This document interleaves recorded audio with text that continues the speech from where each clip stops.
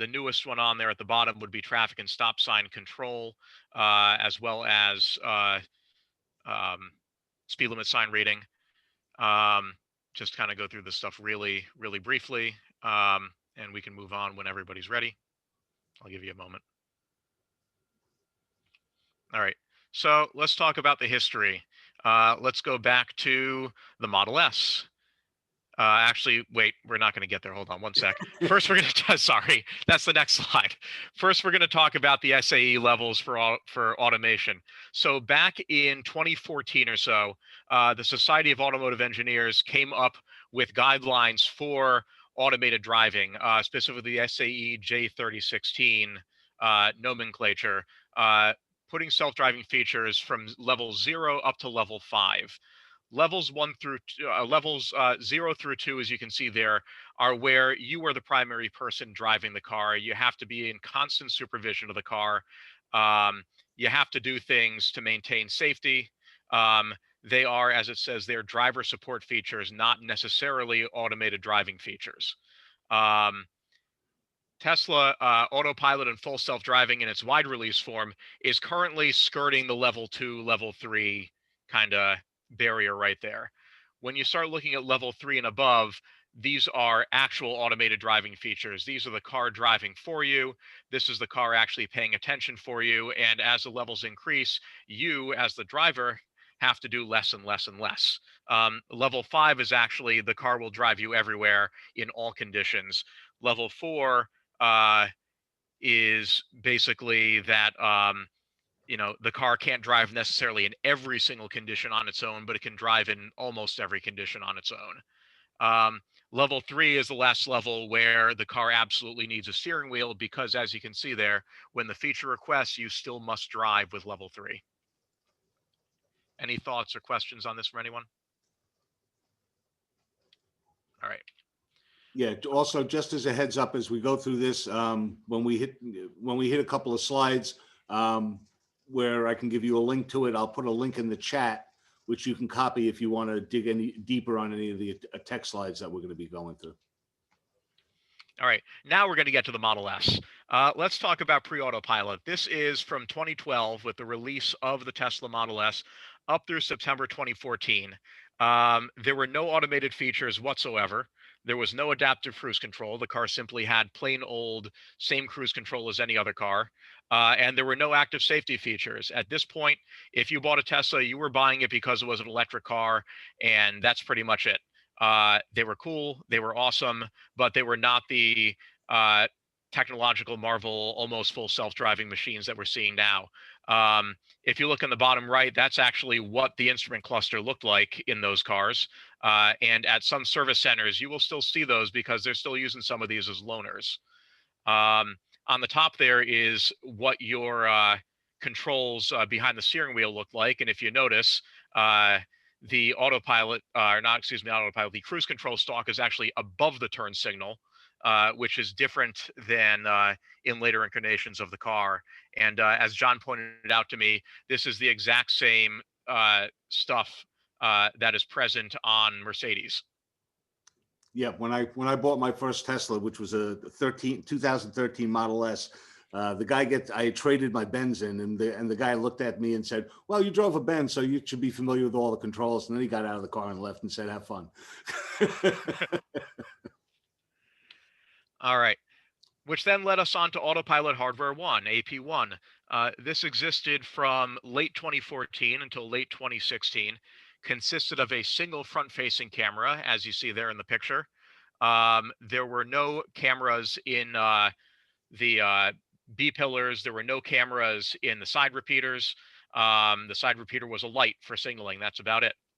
It had a Bosch radar, which could see about 525 feet ahead, and it had 12 ultrasonics around the car with about a 16-foot range. This was a system devised by Mobileye and featured a lot of features that actually disappeared for a little while and then came back later, specifically speed limit sign recognition. But this feature set included track-aware cruise control, auto steer, automatic lane changes. But if anybody who's driven these will know, it's designed large, I wouldn't say necessarily essentially, but largely for highway use only. It was limited to a great extent on local roads, passable, but once you had to turn more than a gentle turn, it would start losing the road. That being said, it was a fantastic hardware set, fantastic software set. Worked really, really, really well for the time. I wouldn't knock Autopilot Hardware 1 ever. Yeah, no, and my second Tesla, which was a 2015 Model S, had AP1, and I actually absolutely loved using that. It was reliable. I never had any glitches with it. It was actually a great product. This then led us on to Autopilot Hardware 2. Tesla ended its relationship with Mobileye in or before October 2016, but by October 2016, they were doing their own thing and developing their own software and hardware package. This was in cars for less than a year, from October 2016 to August 2017, and consisted of 8 cameras. This is the same camera setup and sensor setup we have to this day.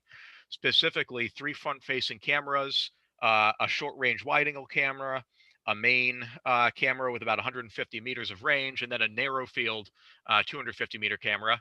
This is where they also introduced the side front-facing cameras and the B-pillars, which at this time only had red and black color channels, as well as side rear-facing cameras in the side repeaters, also just red and black color channels, and the rear camera. This was the first time also that the rear camera actually was part of the actual Autopilot package. The rear camera with Autopilot 1 was only for backing up. That was the only thing it was for.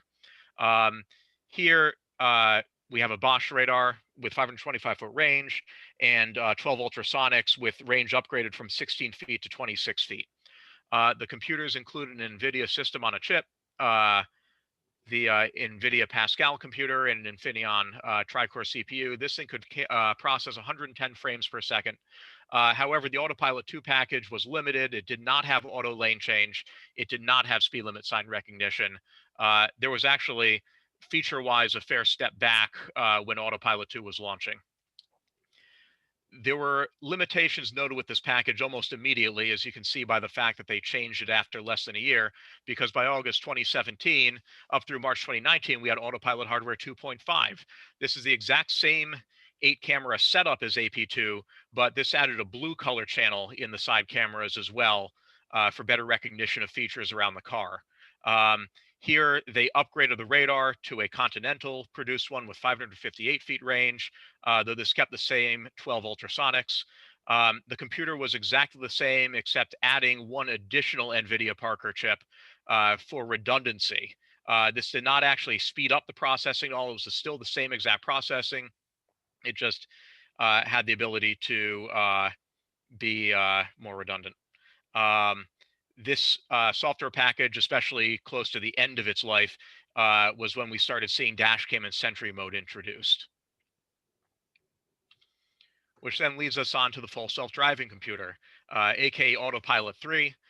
This has been in production since March of 2019 and in development since March of 2019. This is the exact same cameras as AP 2.5. This is the exact same sensors as AP 2.5. However, this has a computer designed in-house by Tesla, which John is going to go over in a little bit more detail.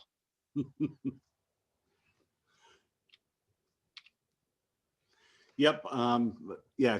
Actually, it was kind of a bold move, I think, on Tesla's part to take on designing their own chip, but they actually pulled it off, and they did it successfully. The chip that they are now calling the full self-driving chip was actually produced in Austin, Texas. I believe there's a Samsung facility there where it was produced. It's a pretty amazing processor. If you're into techie details, just the fact that they were able to get 12 CPUs on this operating at 2.2 gigahertz is pretty amazing. The fact that they were able to get 2 neural processing units also operating at that speed was pretty much unheard of at the time this was produced. To put that in perspective, you think about it, and there's roughly 6 billion transistors on this chip, which is only 260 millimeters squared. That's pretty impressive accomplishment. So the FSD chip integrates two custom designed neural processing units. It seems Tesla started to realize this when they came out with 2.5, when they started putting a second chip in for redundancy. So now what by going to the dual units, you've got redundancy in case of a unit failure or any kind of lag from the initial unit.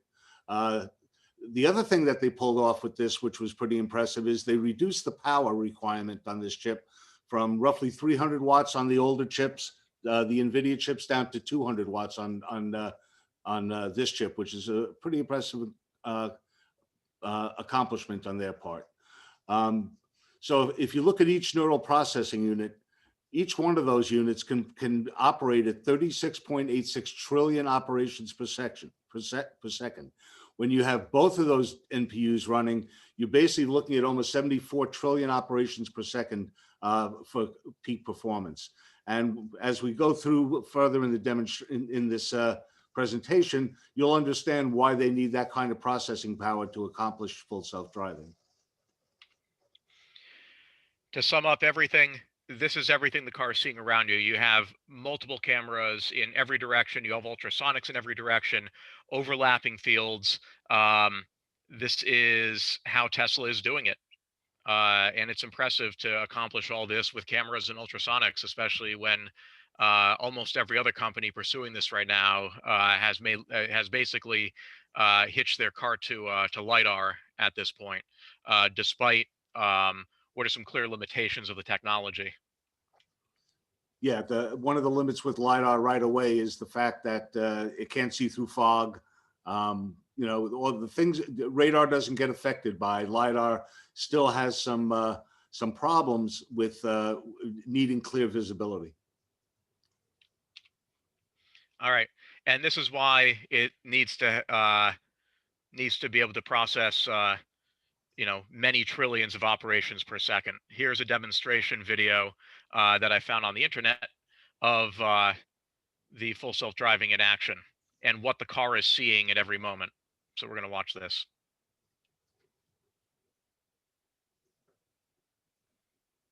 So you can see it's literally finding and identifying basically every single object on or near the road, every single line on the road, every single spot on the road.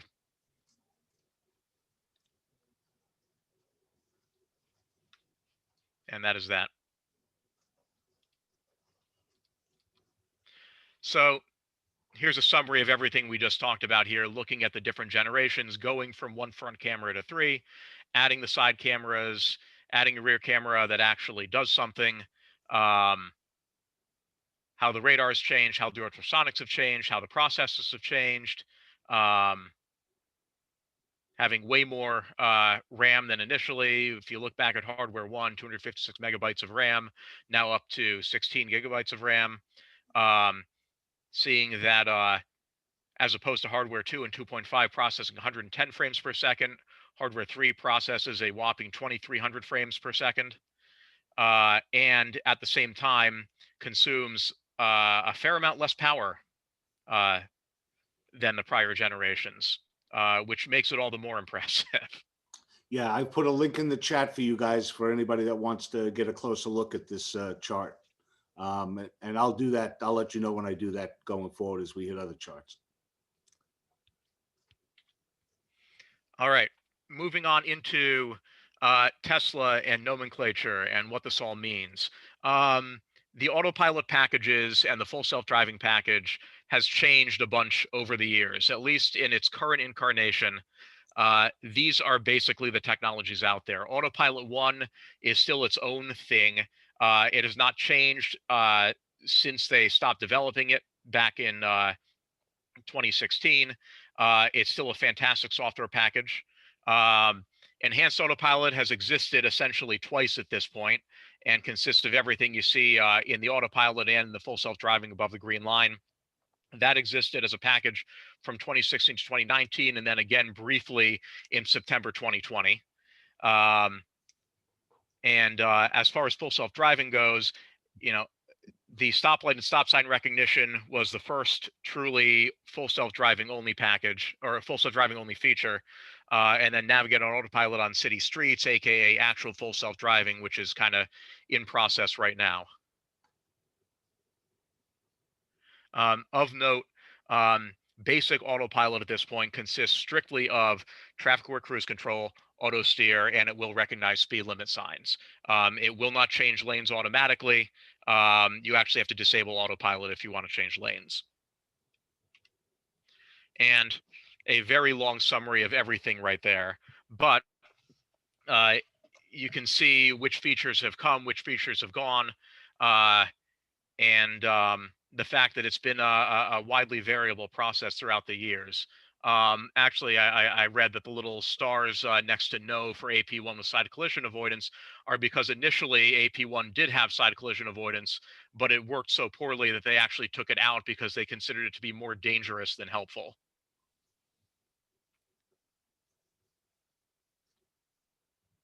Move on. Yep. All right.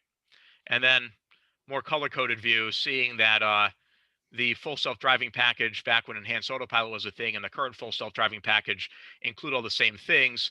However, here you can definitely see that autopilot is very much a stripped down feature set, and that purchasing the full self-driving package really gets you everything. There's a link to that chart in the chat also, guys. All right, function. This is going back to sort of our skill set here, which is showing people a little bit of everything and showing people what the features are and how they work. Step one, as always, is, of course, read the manual. Everything is in there. And first thing to check, if you ever feel like a feature isn't there that should be there, you probably have to enable it. All these autopilot features are actually disabled by default. You actually have to go into the autopilot menu and turn them on. We probably all know this unless you're a brand new owner, but engaging traffic-aware cruise control involves pushing down on the gear shift once or pulling the autopilot lever toward you once if you have a Model S or Model X. For auto steer, that's push down twice or pull toward you twice. And pushing away from you or pushing up on the lever actually turns that off. When can you turn it on? When you have the gray steering wheel icon there. It'll turn blue when it is engaged. You'll get a warning if you can't turn it on. John, anything to add? No, I mean, aside from that, I mean, if you want to get navigate on autopilot engaged, again, you have to make sure that it's set to go on in your menu. You need to preset that. Generally, I drive with it set on all the time. If I want to disengage it, I can always hit the blue button when it's on the nav and do that. So I generally leave it on all the time. Yeah. Fairly straightforward stuff here, at least with auto lane change. However, auto park is probably one of the most poorly understood features in the car, just because it seems like it sees spots when you're sitting at a traffic light, and then you're driving through a parking lot and looking for a spot, and then it never finds anything. The feature uses the ultrasonics almost exclusively. It actually requires a speed below 15 miles an hour for finding parallel parking spaces, and below 10 miles an hour for perpendicular spaces. Per the manual, perpendicular spaces have to be at least 9.5 feet wide, and parallel spaces have to be at least, I believe it's at least 3 meters, but no more than 4 meters long or something like that.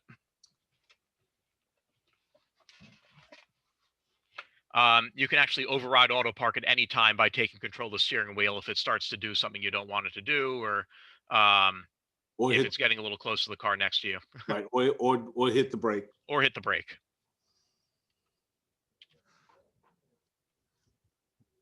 Summon, plain old summon, regular summon goes forward and backwards, and that is about it. You can do that in your app if you have a Model 3 or a Model Y. You can do that with your fob if you have a Model S or a Model X, by holding the key fob for 3 seconds. The lights will start blinking, and then you can either press the front or trunk button on the fob to move it forward or backward.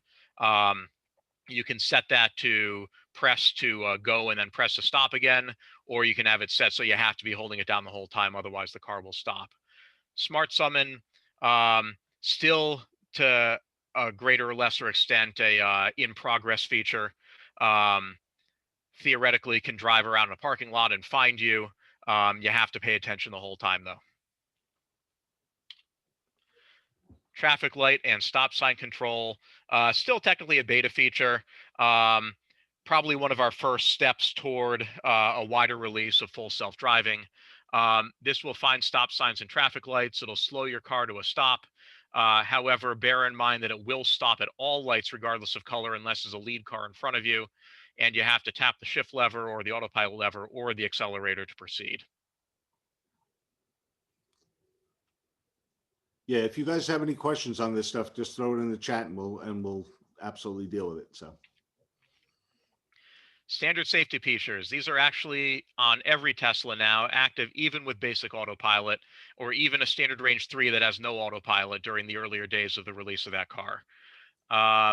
Automatic emergency braking may not bring the car to a complete stop. You actually still need to hit the brakes. The goal is to slow you down and try to avoid the collision entirely, but at least lighten the impact of a collision.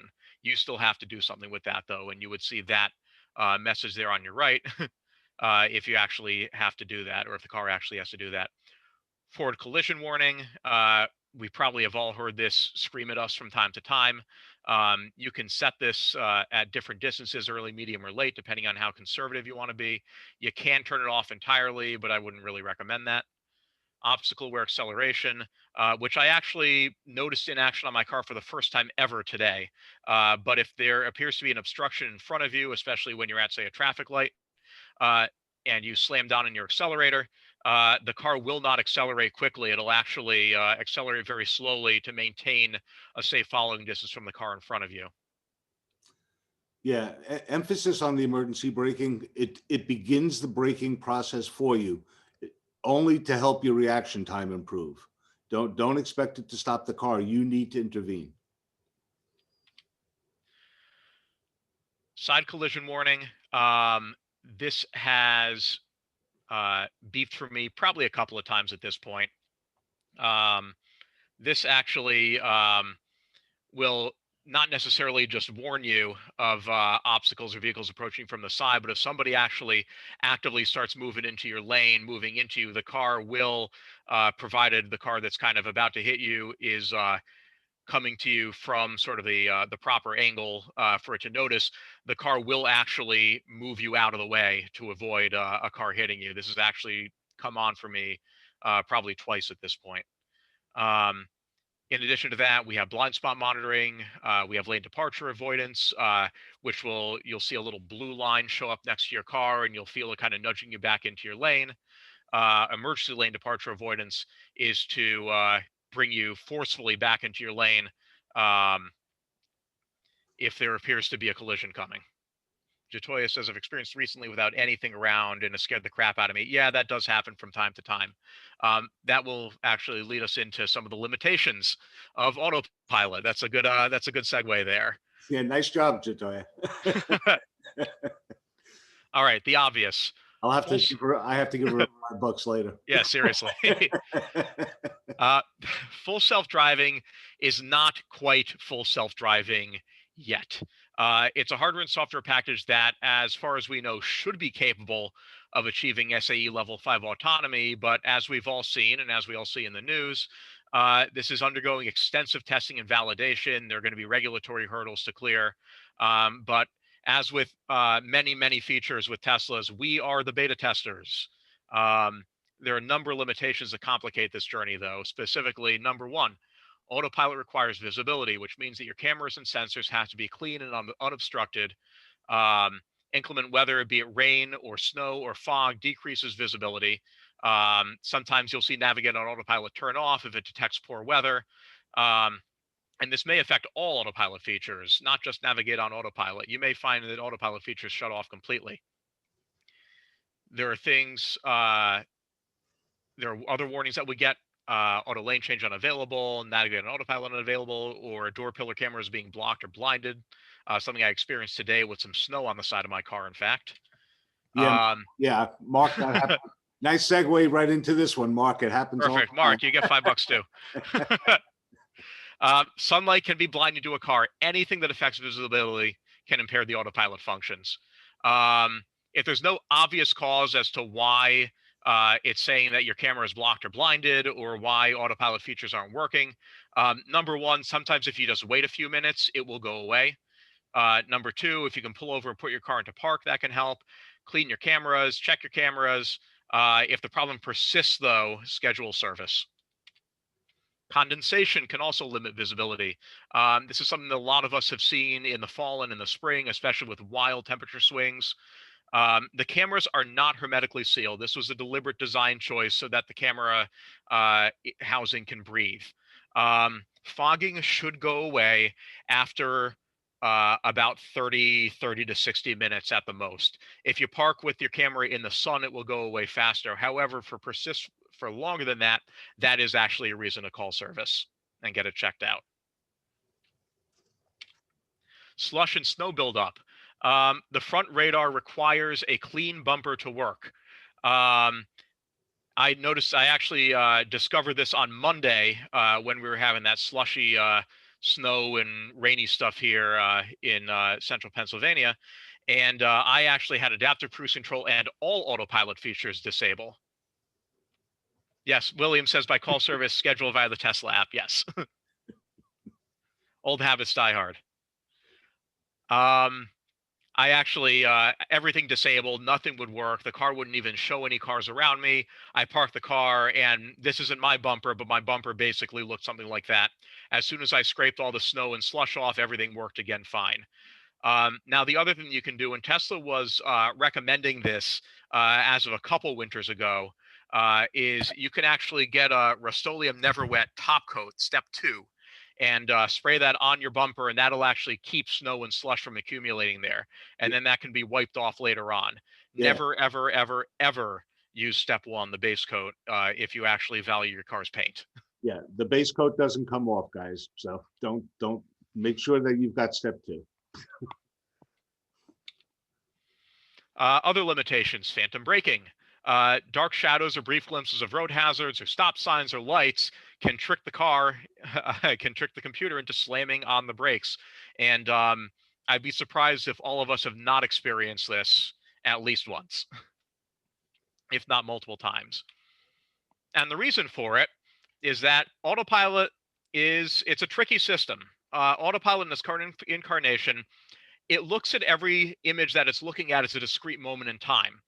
There was actually a bunch of researchers in Israel who actually went to see if they could trick autopilot into slamming on the brakes.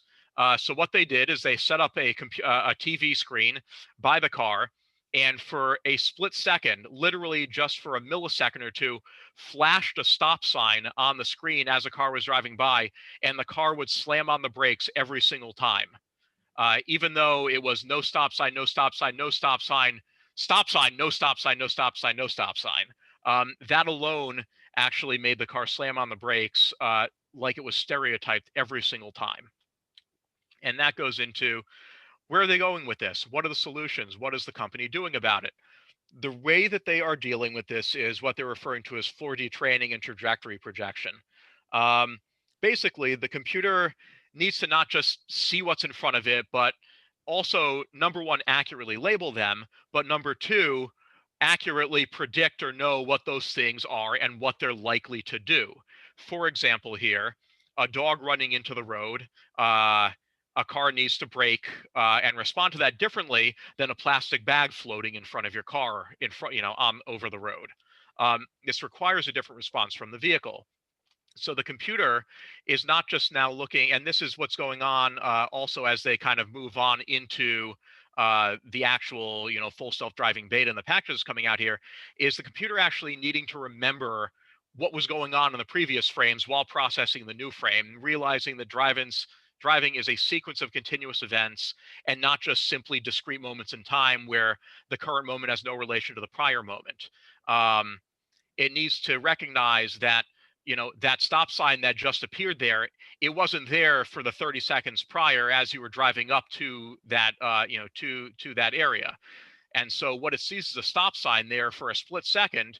Given that it wasn't a stop sign before, it probably will remain as not a stop sign and recognize that as false data. But basically, to sum it up, the full self-driving computer has to figure out what objects are, if they're moving or stationary, how far away they are, how dangerous they are, how they are likely to react to an oncoming car, and then react appropriately. And this is truly the hard part. This is what the engineers are hard at work on. This is why people are diligently hard at work getting the full self-driving package tested and worked out, because this is really, really, really difficult.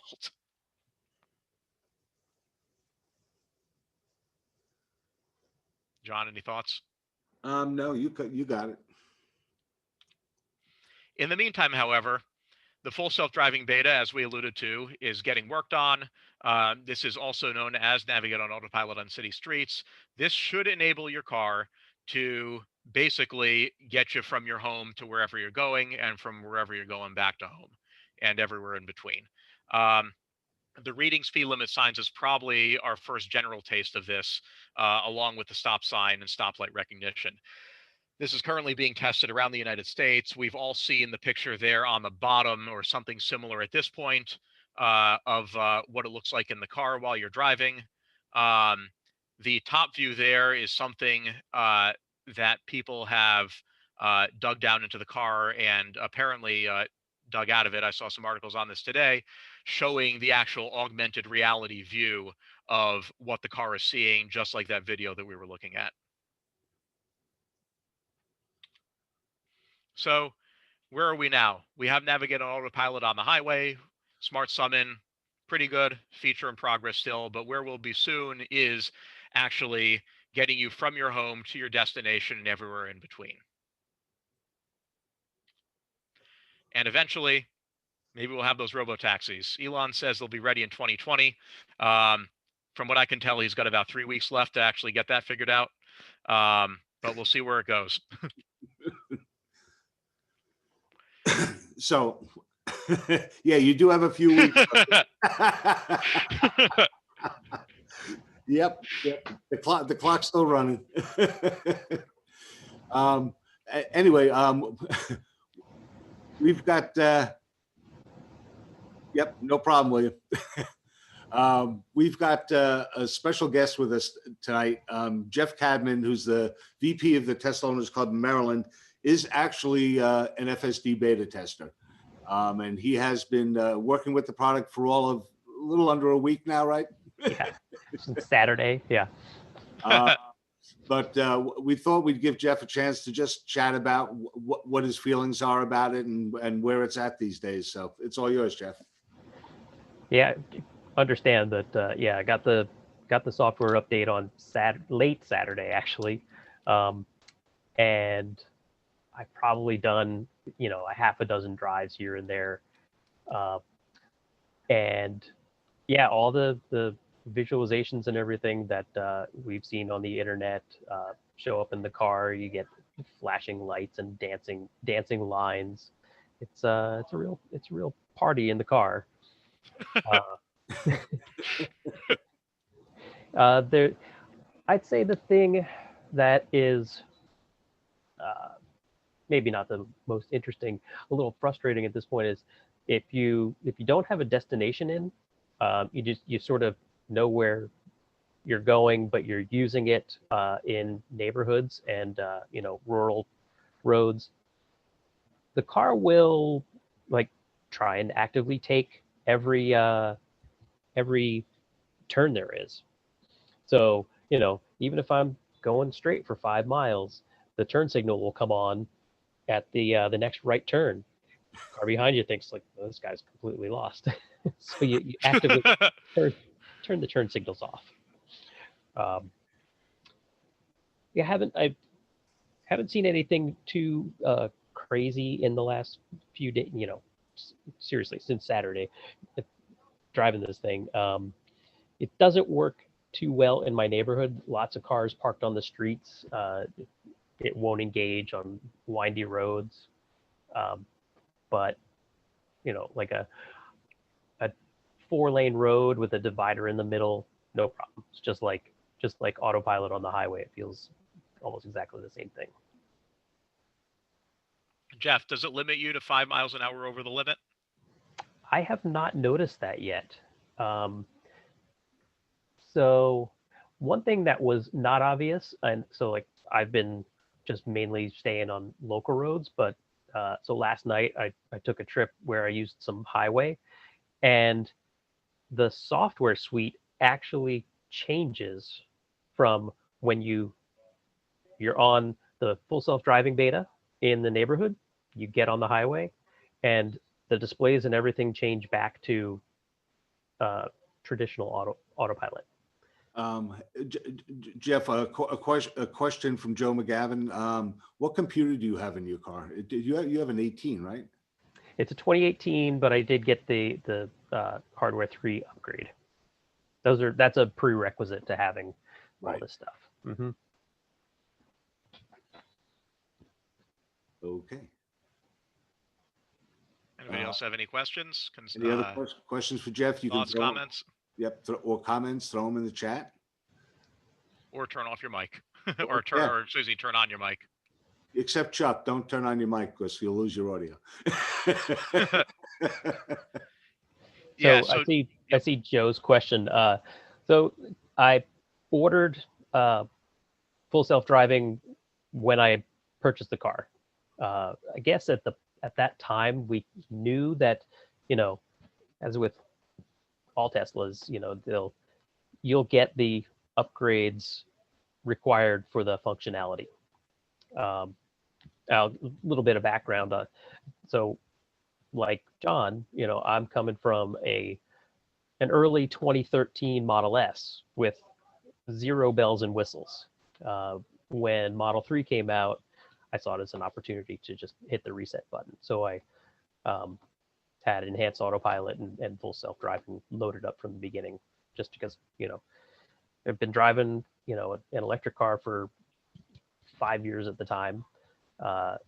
Just wanted to, see what all the new features are going to be. Yeah. Just for some dialogue here. So if you, like I have enhanced autopilot, if I would upgrade to full self-driving, would I get the new computer? What year is your car, Joe? 2018 Model X. I got it in September of, I've had it 2 years.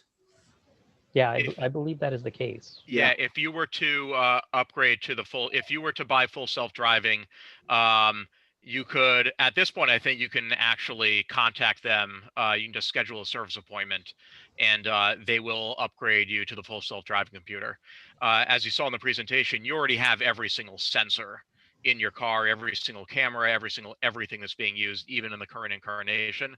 It's just a matter of changing the processor out. Right. There's only 2 items that you have below the green line, which full self-driving would give me that I don't have now. That is true. That is true. However, that's going to turn into more as time goes on. Correct. And also the more powerful computer.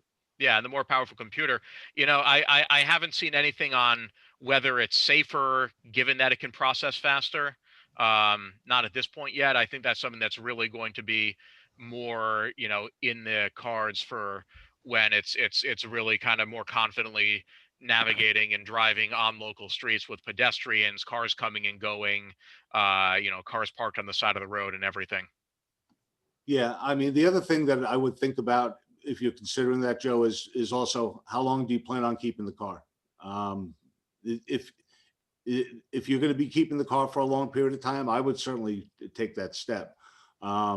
If you're planning on, in a year or two, and then you may upgrade to a different model or another Tesla, that's a big investment to put in the car, just for a year or two. Yeah, if Tesla eventually switches to some sort of model where they license the software to you as opposed to attaching it to the car, that would probably be a different consideration for a lot of people. And actually, we'll put an answer for your question in there also, Joe, if you look in the chat. Okay, I generally keep my cars long term, and I haven't been driving it that much this year because of the pandemic, but it's got about 54,000 miles on it in 2 years. So I plan to hit 200,000.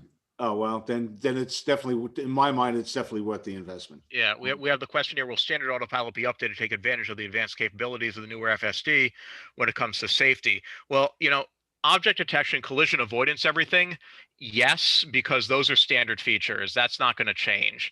The companies sort of made it clear from the beginning that every safety specific feature is standard.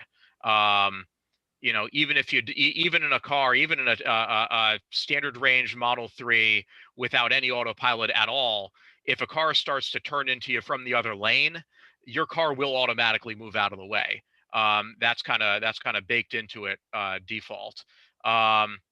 Will standard autopilot be updated to take advantage of those? Yes, but it's probably, the feature set in terms of active features is probably unlikely to change, certainly at this point.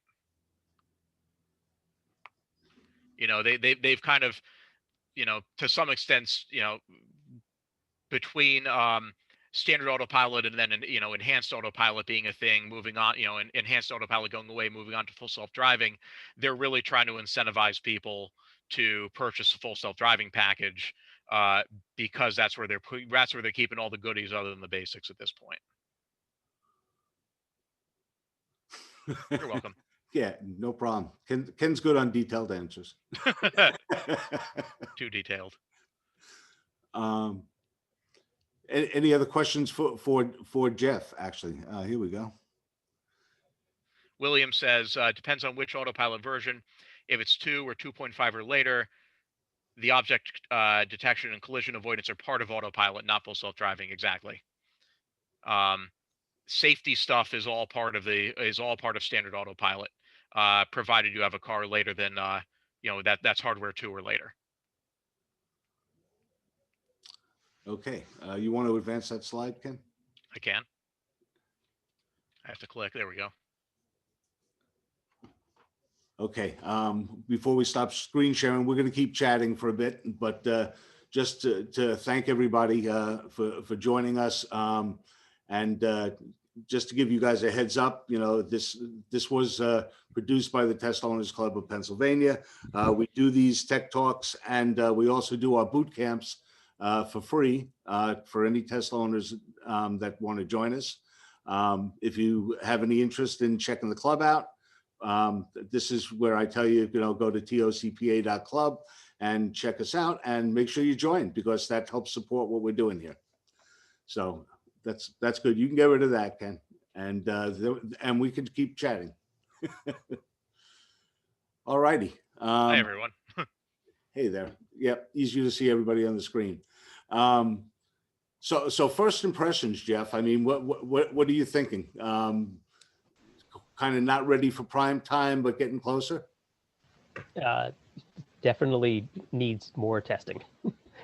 That's what we're doing. What's interesting, and I was saying before everybody got on, is the car is monitoring us as much as it's monitoring the surroundings. So when you like disengage, if you've got the full self-driving engaged, and for any reason you disengage, jiggle the steering wheel, hit the brakes, or tap the stalk to turn it off, it's logging that data.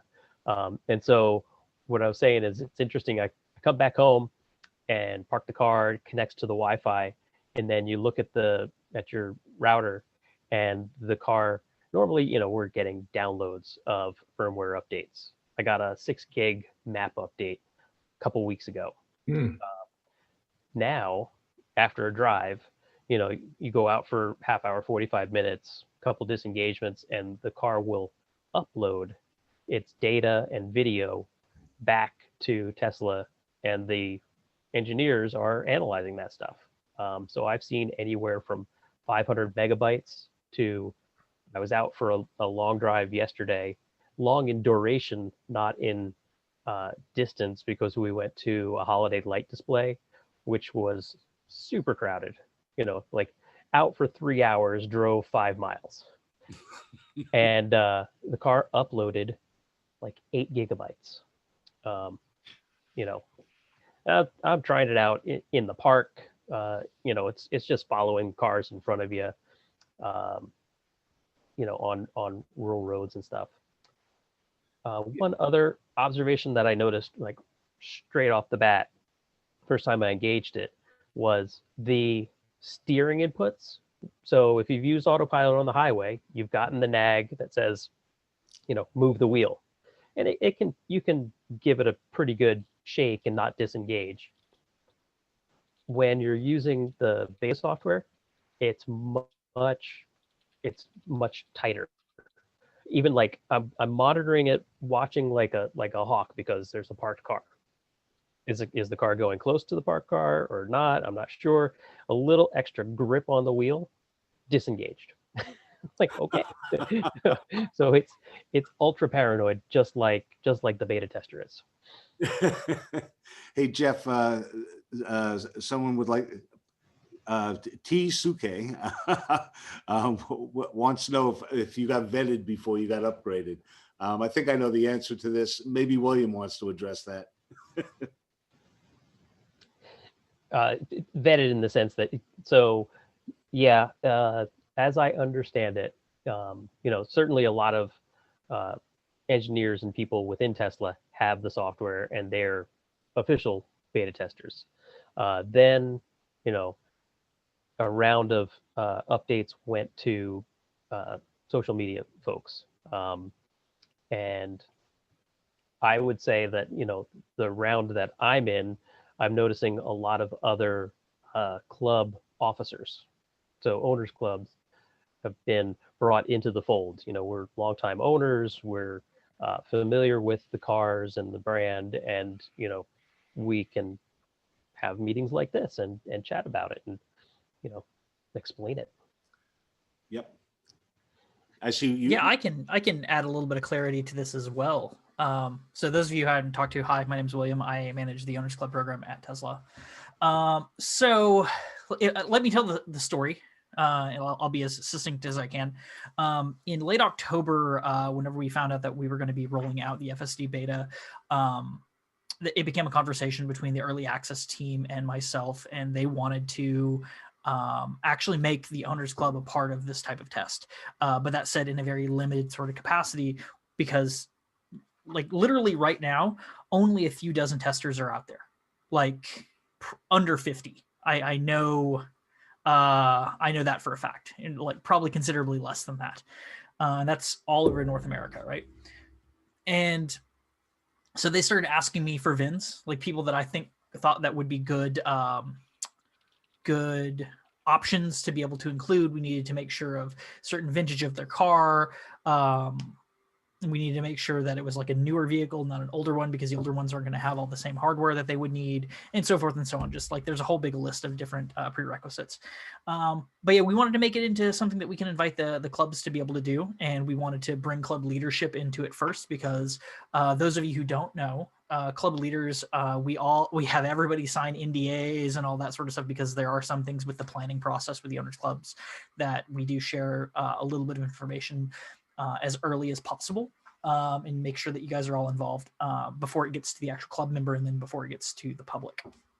So that's kind of how we're wanting to look at a lot of these things, where we're starting with a few select people that fit the criteria that we're looking for. Some of it actually is, are they in a state that has certain laws that allow this sort of thing, but also is it a place that the weather is going to be cooperative? Like I'm hearing from people I know in the Northeast today that you guys got some snow.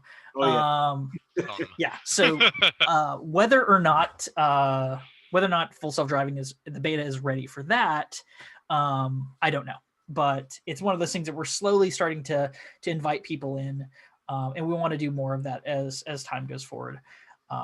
And like literally the last time I sent a list of VINs over, it was something 75 or 100 VINs, like owners club leaders and like their staff, the staff for the leadership teams, I guess I should say, from all sorts of different clubs.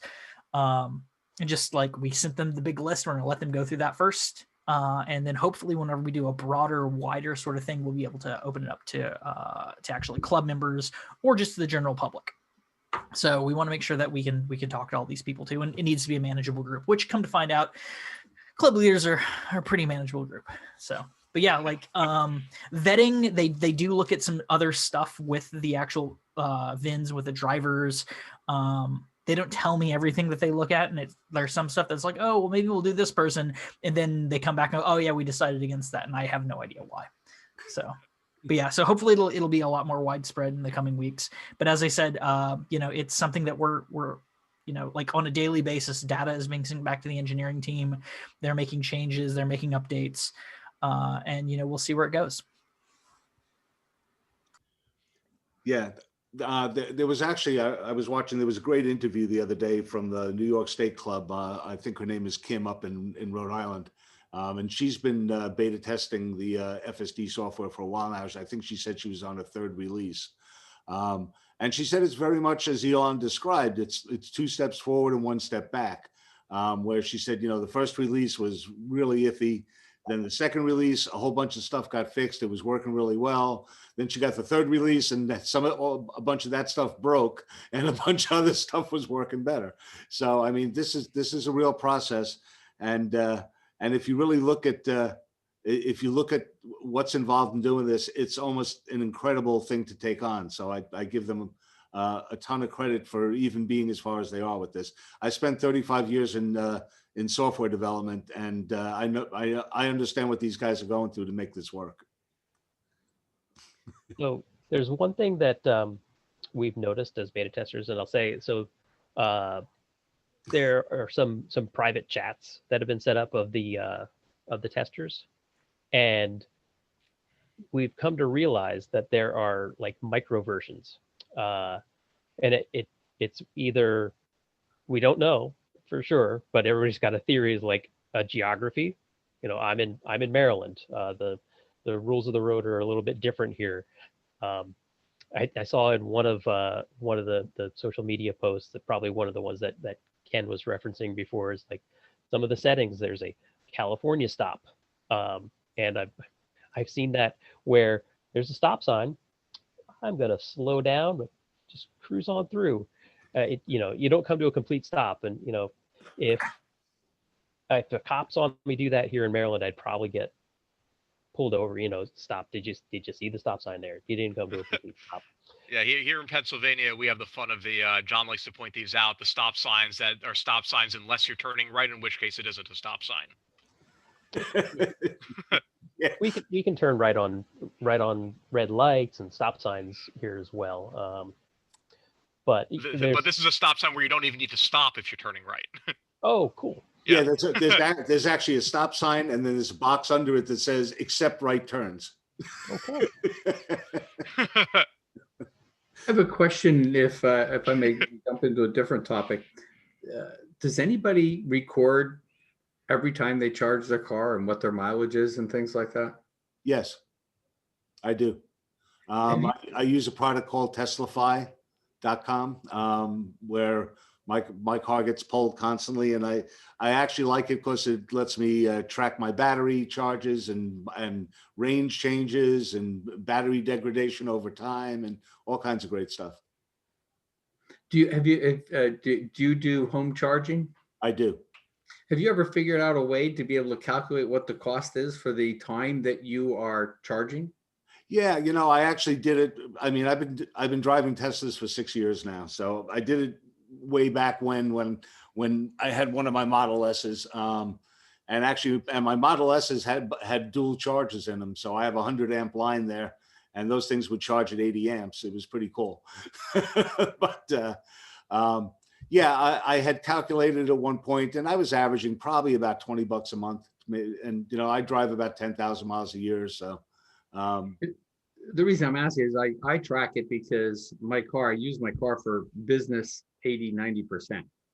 Mm-hmm. And so I'm doing a lot of home charging now, and I'd love to be able to figure out an act, because I've tried to figure it out with all these different formulas that I use. I use a Google spreadsheet to track every charge, temperature, everything.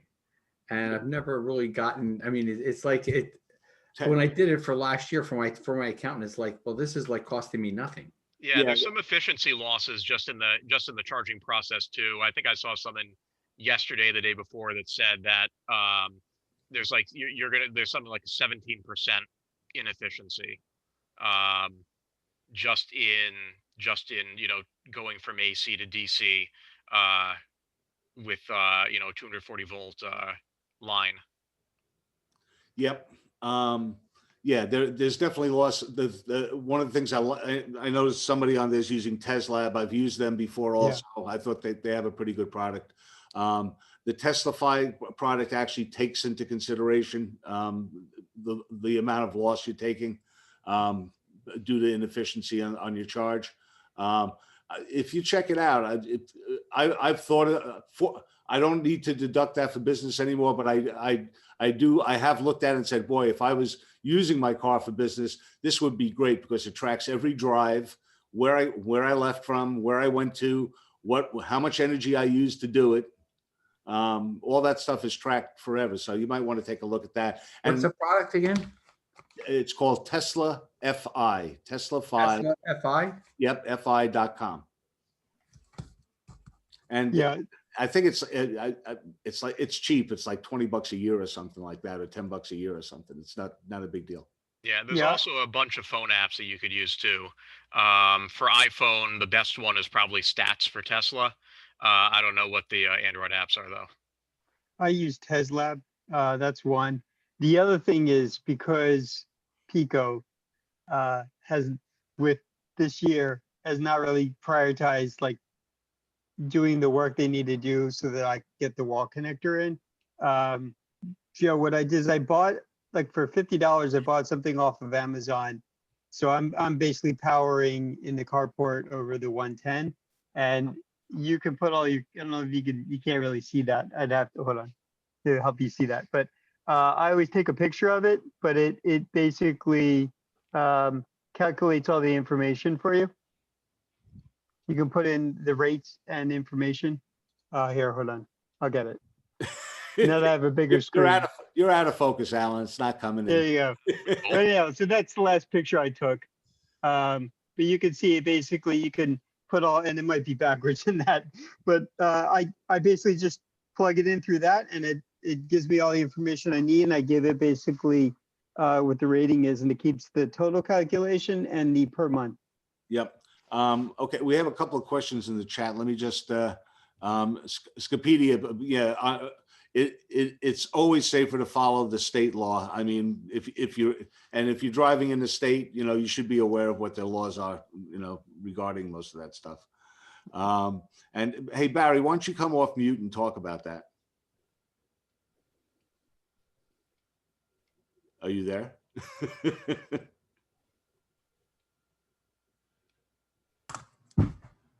Barry. He's being shy. 1 minute background noise. Okay, Barry will be on in a minute. Okay. Yeah, for those of you who aren't familiar with the Stats for Tesla app, that'll start, pulling data from your car, pops up a lot of good, useful information about charging, about rated range. You can actually put in there stuff about the cost of charging. It'll show you your efficiency. Useful thing, it'll show you your battery health over times. Look at your battery degradation curve. Look at efficiency compared to other people on the road. Hang look on, at your phantom drain. Yeah, hang on, Ken. Yep. William, thank you for joining us. Really appreciate it. It's always great to see you. Yeah, thanks, William. Thank you. And anytime you guys want me to stop by, just shoot me a line. Like I'm happy to end my day like this. So that's great. Thank you so much. Thanks, William. Right. Yep. Okay, Barry, you there? Yeah, can you hear me? Yep, absolutely. All right. Sorry, wife's on the phone. What did you want me to talk about? Well, you posted in the chat about efficiency on charging. I thought maybe you want to share that. Right. So I know you're asking about or at least we were talking about the efficiency variations. It really comes down to, how electrical works and stuff when you're stepping up and down voltages and also transforming from AC to DC. So in like Alan's case, where you're charging off 110 or 120 volt AC, I forget the exact numbers and I have to find it, but the loss was something like 20% or 25%. So for every, kilowatt you put in, you get maybe 800 watts out. So if you charge off a 110 in winter, you may find that you barely are putting enough energy into the car to actually run the battery heater or whatever you want to call it that keeps that warm. So for your first hour or so, when you charge on 120, whatever, you might get zero charge before you start seeing that, 3 to 5 mile an hour charging rate on 120. Whereas I think the number when you start getting up through the 240 volt AC inputs is somewhere closer and ranging from 85 to 93% efficiency. I think that kind of varies a little bit with how many amps you put through that line.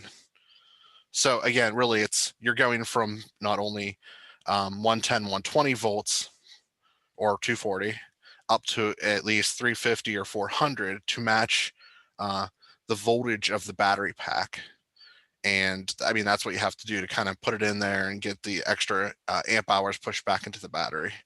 So that's where a lot of your efficiency change happens and varies.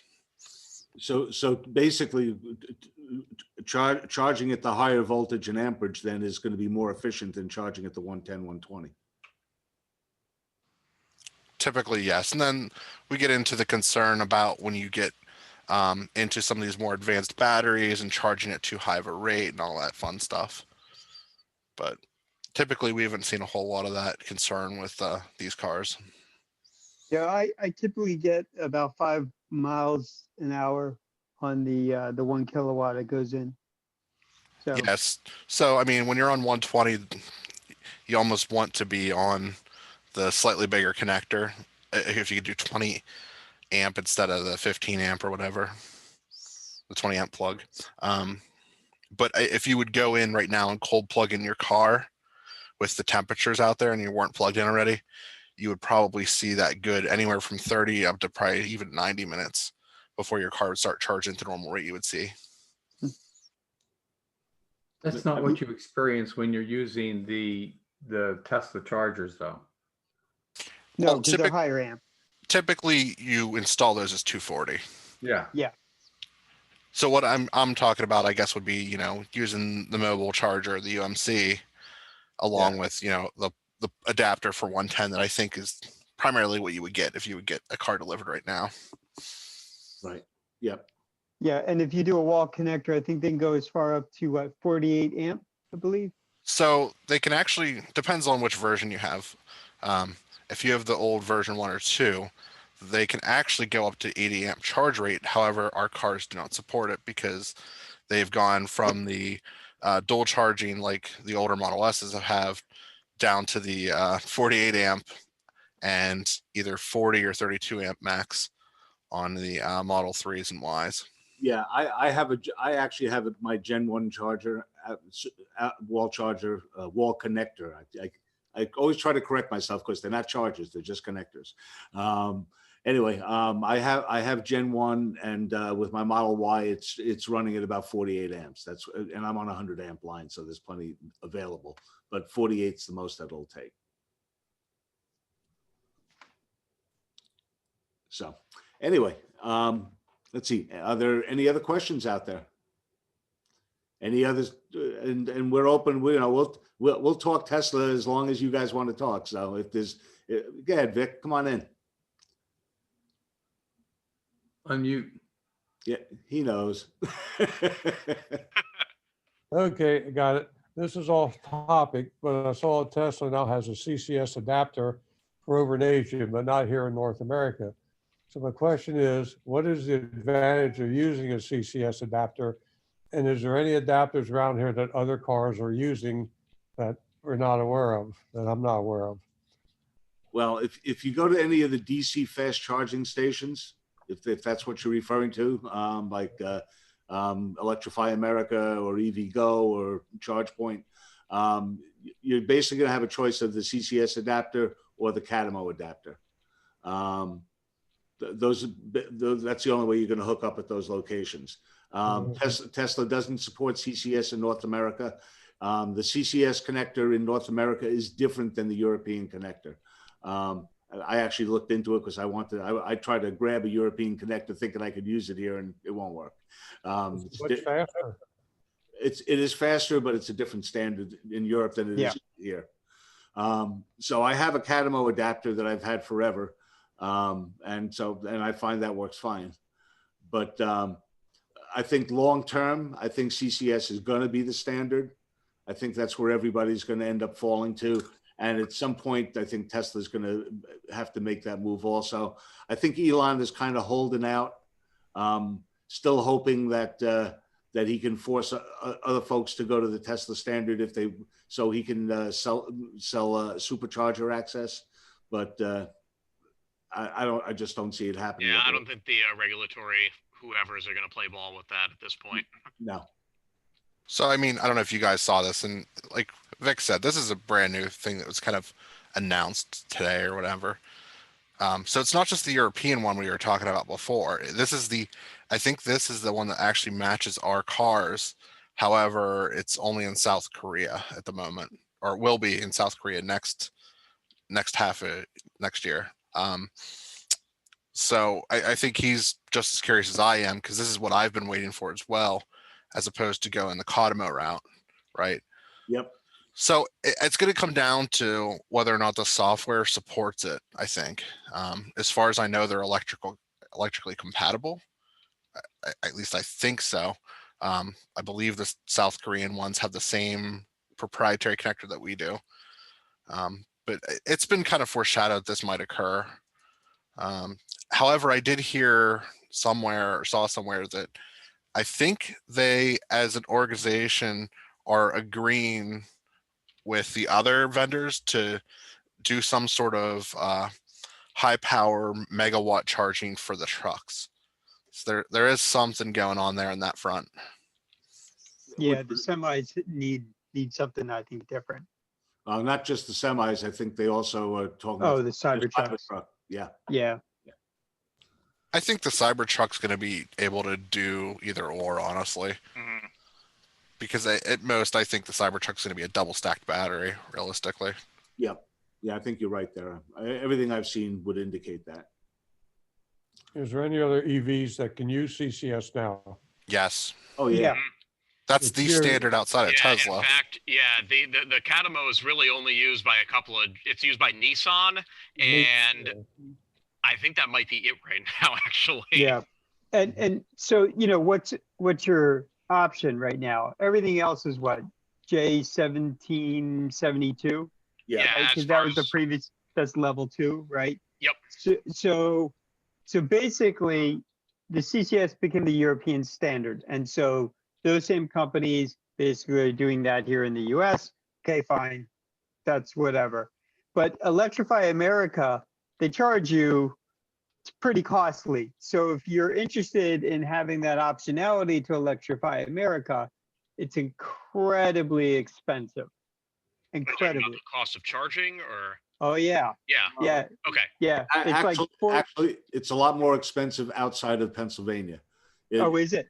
Okay. Interestingly, when you look at Electrify America's rates in Pennsylvania, they're only 16 cents. Oh, really? Yeah. When you look at them in New Jersey, they're 43. Yeah, I was going to say it's 43. Same thing in Maryland. They're 43 also, Jeff. Right. And I know there's a bunch of them. There's like 6 of them sitting right there in the King of Prussia Mall. So, that's nice to know. But, as it is right now, I'm charging fine. And if I really care in Pennsylvania, check your townships. They should have at least 1 or 2 free level 2 chargers available. And when I did that originally, I was getting 26 miles an hour, right? 6.6 kilowatts or something. So actually, Pennsylvania, I'm looking at Electrify America right now. Pennsylvania is charging by the minute. It's 32 cents a minute for between 90 and 350 kilowatt charging, and 16 cents a minute for 90 kilowatt charging or less. Yeah. Yeah. So in my case, if I was really concerned about a quick charge, I would just take it over to the township building and sit for an hour. Yep. Or go out to the new Glen Mills one, which I haven't checked out yet. Man, 43 cents per kilowatt hour. That's steep. It's That's absurd. the non-member rate or whatever, Yeah, but it's still but yeah. 31. It's still 31 cents per kilowatt hour for the member rate. Plus the monthly fee. But to Yep. be Yeah, but honest, that's also Tesla not. I mean, that's not for the whole state though, Ken, right? Because the Electrify one by me is not that expensive. It's 16 cents a minute or 32 cents a minute for non-members, 12 Yeah, and 24 for members. yeah. I'm talking about I'm talking about where it's per kilowatt hour though. Also, most of the state parks have level 2 chargers, which are free. Absolutely right, Bill. Yeah, and we're all constantly looking for free. So, free is a good price. Also, as far as supercharging goes, a little bit of inside info, but stay tuned for the turnpike. Yeah, yeah, yeah. Ken's been working directly with the Tesla folks and figuring out where superchargers and service centers are going to be going in the state. So we've got some input at least into how that's going to play out. Basically, COVID got in the way, but this too shall pass. Okay, And then- Jatoya, and then good yeah, things are coming. Jatoya, thanks for joining us. It's great to see you again. Are you signed up for the boot camp next week, for the winter boot camp? Yep. Maybe she's gone. Oh no, she's here. Not yet. Okay. Yeah. If anybody isn't aware, we have a winter boot camp scheduled for, it's not, I guess it's not next week. It's 12/29. Yeah, she will be there. Cool. I thought I saw your name on that list. So yeah, on December 29th, we have the winter boot camp, which is probably one of our most popular virtual sessions. And given what's going on outside these days, it's probably appropriate. So if you haven't signed up for that, make sure you do that. And Ken and I will be there to present that one also. All right. Well, if there's nothing else, we're good, and we appreciate your time. Yeah, thank you everyone for joining in. If you have any feedback for us, please let us know. Email us at info@tocpa.club. Otherwise, get in touch with us. Let us know what you want us to know. I thought it was a great session. Thank you. I appreciate it. Yeah. And actually,